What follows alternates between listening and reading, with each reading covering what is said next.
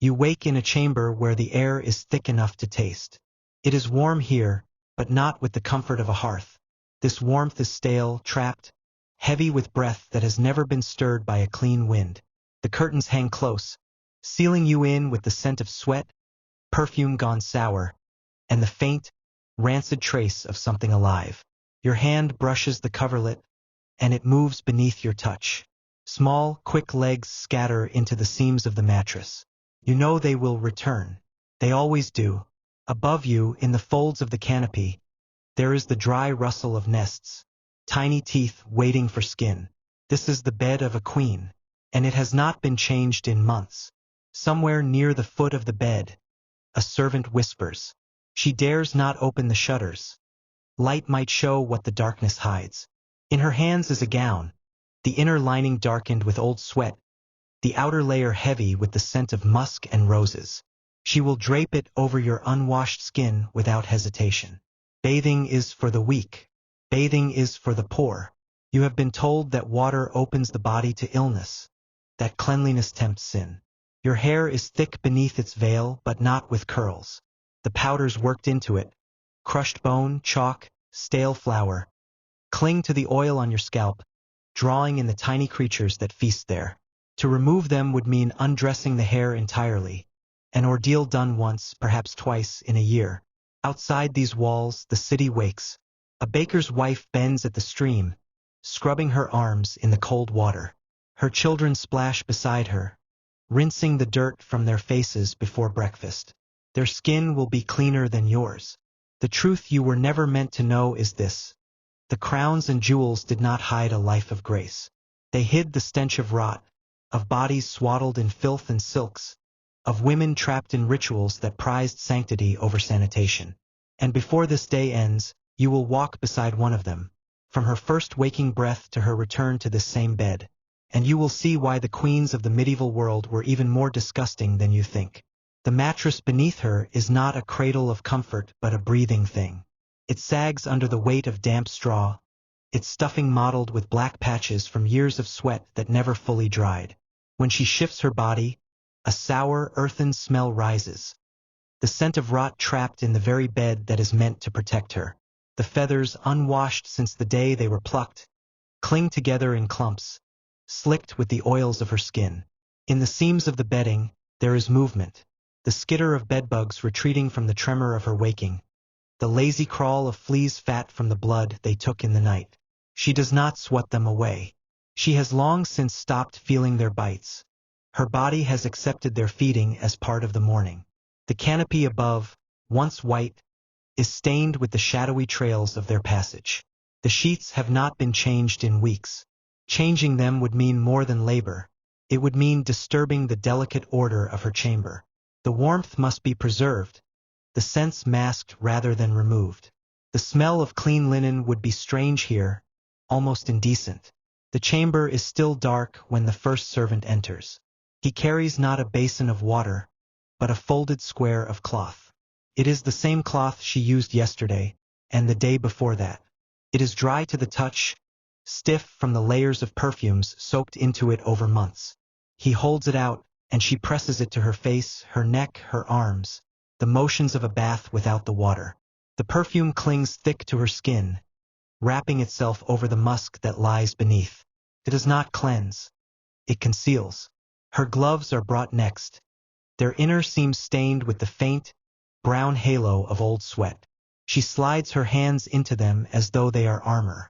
The scent of the leather is strong, almost sharp, but it serves its purpose, to keep her from touching the world directly, and from the world touching her. At the far side of the room, behind a carved screen, the chamber pot waits. Its surface is cool porcelain, but the air above it is warm and rank. It has stood there since yesterday morning, half filled, the lid closed but never sealed.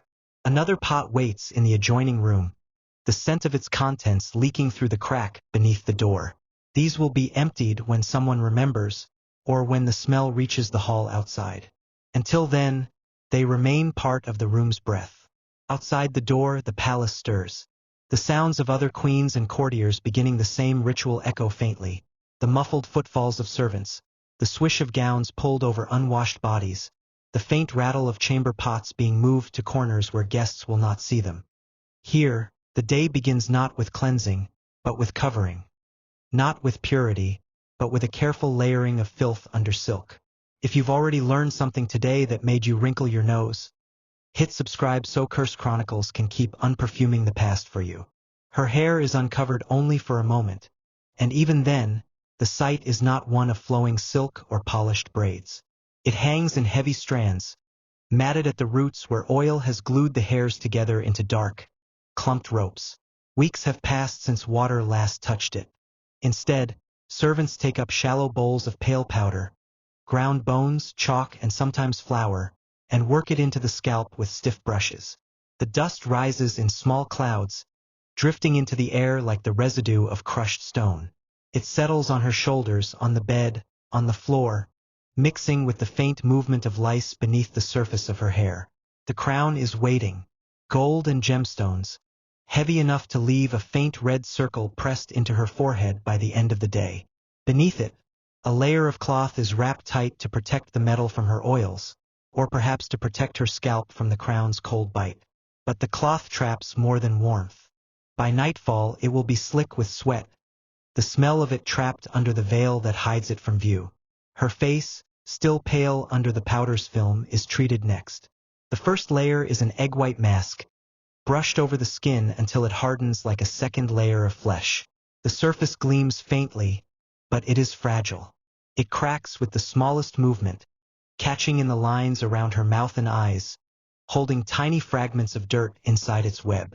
Over this comes vermilion, a rich red pigment ground from mercury sulfide, pressed into her lips with the soft tip of a cloth. The color is striking, but it will seep slowly into the skin, and the poison will seep deeper still. The faint tremor in her hands is not from age. It is from years of wearing beauty that eats her from within. The gown she steps into is the same one she wore last week. Its outer layer has never been laundered. Water would warp the fabric and dull the sheen of the embroidery. The silk smells faintly of dust and the warm musk of skin. Beneath it, the linen shift, the only layer meant to touch her body, is washed rarely, and only when its stiffness from dried sweat becomes too much to bear. Layer upon layer wraps her torso, trapping the air against her body until it is heavy with heat, a cocoon that seals the odor in as firmly as it seals her shape. From a distance, she is every inch the image of majesty. Tall, draped in color, her hair crowned, her face glowing beneath the candlelight. But up close, the scent is different. It is the perfume of roses fighting against the undertone of skin that has not felt water in months, of hair powdered to hide the shine of oil, of cloth that remembers every day it has been worn. If you're still here and not subscribed yet, I'm curious. Why not? Leave your reason in the comments unless you're too shocked to type. The hall is prepared for the midday feast, though prepared is a word that speaks more to spectacle than to cleanliness. Long trestle tables stretch the length of the chamber, each lined with thick loaves of bread hollowed into shallow bowls, trenchers, that will serve as plates. These are not fresh for each guest. Some are reused until they grow soft with the grease of past meals, passed from one hand to another over the course of days. The bread will soak in the juices of roasted meat, spice stews, and the slow drip of fat, and when it can hold no more, it is given away to the servants or thrown to the dogs. The first platters arrive, carried in by sweating attendants whose sleeves brush the edges of the meat. Forks are absent from the table. Most of the court has never seen one. Fingers are the tools of choice, tearing at flesh, dipping into sauces, and passing morsels from hand to hand. The rich wipe their hands not on cloth napkins, but on the skirts of their gowns or the edges of their sleeves, smearing grease into fabric that will not be washed. The smell of roasted venison and spiced fowl mingles with the sharper notes of wine spilled on rush-covered floors, where it seeps into the reeds and mixes with older stains. The sweetness on the table is deceptive. Honey glazes drip from hams, candied fruits gleam under the candlelight, sugar, still rare and costly, is scattered over pastries in thick, white grains. Each bite erodes the teeth of the court a little further. By the age of 30, many smiles are darkened by decay, gums inflamed, breath soured by rot that no herb or perfume can mask. There are no toothbrushes here. Only the occasional chew stick or rough cloth rubbed against the teeth when pain or shame demands it. These small acts do little more than shift the debris from one crevice to another. Beneath the table, the feast continues for others. Mice dart between boots, emboldened by the constant rain of crumbs. Flies hover over platters the moment they are set down, settling on the cooling meat before lifting away in the wake of a passing hand. The air hums with their movement, their wings catching the light like fragments of glass. They are as much a part of the banquet as the gold goblets and the embroidered tablecloths.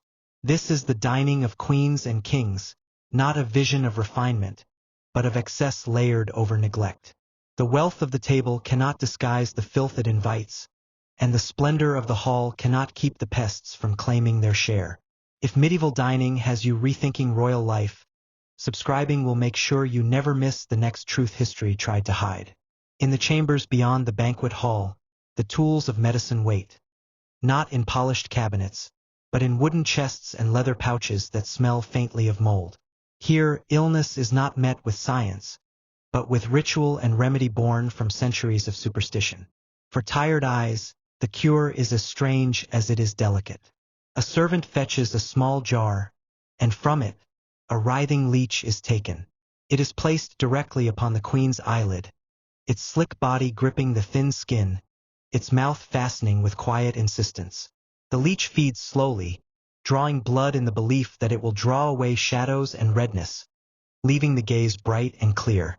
When it drops away, it leaves behind a faint ring of bruising, a mark of beauty in the language of the court. For wounds, there is another method, harsher still. A pigeon is taken, killed swiftly, and cut open while still warm. The soft carcass is pressed against the injury, the feathers damp with the heat of its body. They say it draws the poison out, that the life leaving the bird takes the sickness with it. The smell is heavy, blood and damp feathers, and it clings to the hands of the physician long after the treatment is done. Childbirth is the most dangerous ordeal of all, and yet it is approached with the same ignorance. Midwives arrive with bare hands, their nails blackened at the edges, their tools wrapped in cloth that has been used before. Water is rarely brought to cleanse the mother. The belief lingers that washing after birth weakens her, opens her to illness. So she is left as she is, the sweat cooling on her skin, the blood drying where it falls. Fevers follow in the days after, creeping into the body and consuming it in silence. When disease sweeps through the court, the response is as ceremonial as it is futile. Incense is burned in great quantities, the smoke winding through the corridors in thick, fragrant coils. It is meant to drive away the plague vapors, to cleanse the air of invisible threats. The floors remain unwashed, the refuse remains in the courtyards, but the air is perfumed with cinnamon, myrrh, and frankincense. The dying lie in rooms where the smoke gathers at the ceiling, their breathing slow, their eyes following the patterns it makes as though it holds the promise of life. Some of these cures killed more than they healed. Subscribe so Cursed Chronicles can tell you the stories they'd rather leave buried. Filth was not always a mark of neglect. In some courts it was worn like a crown of its own, a visible, tangible sign of devotion. Queens who wished to be seen as holy would sometimes choose to wear the same undergarments for months, letting the fabric stiffen and yellow with the mingling of sweat, skin, and time. The odor was not considered shameful. It was proof of endurance, of a body made humble before God. On long pilgrimages they would refuse the touch of water altogether. Dust gathered on their skin in fine layers, clinging to the oils that had built up over the years. When the wind caught it, it lifted in small clouds, as if the body itself were disintegrating. Each step was taken in the belief that to arrive at a sacred site carrying the full weight of this dirt was to arrive more worthy than those who came clean. The fear of bathing ran deeper than simple neglect. To many, water was dangerous.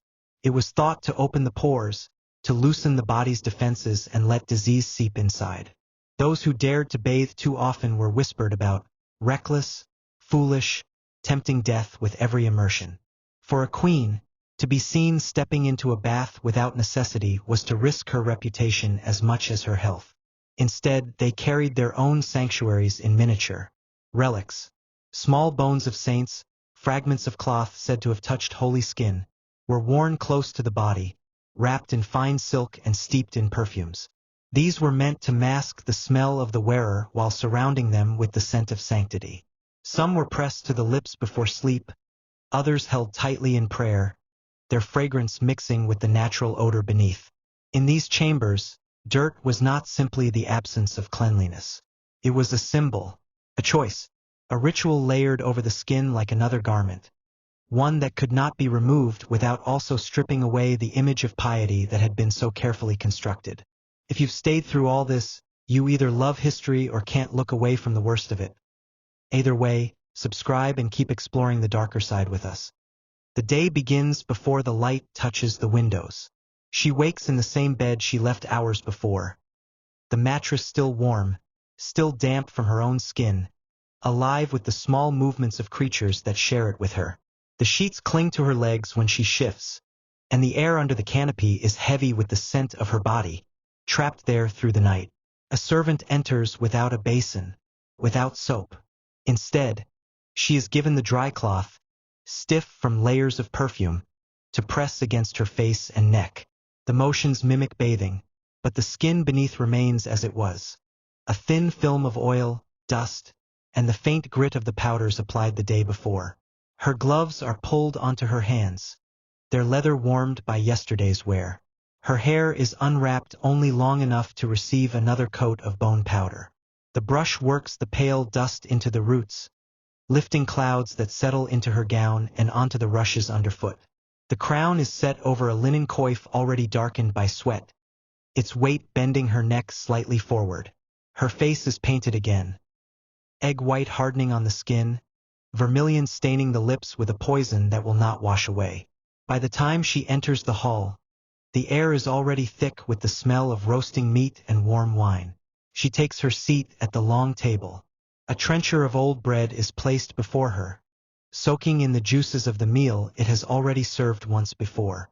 She eats with her fingers, wiping them against the embroidered sleeve of her gown, the grease shining faintly in the candlelight.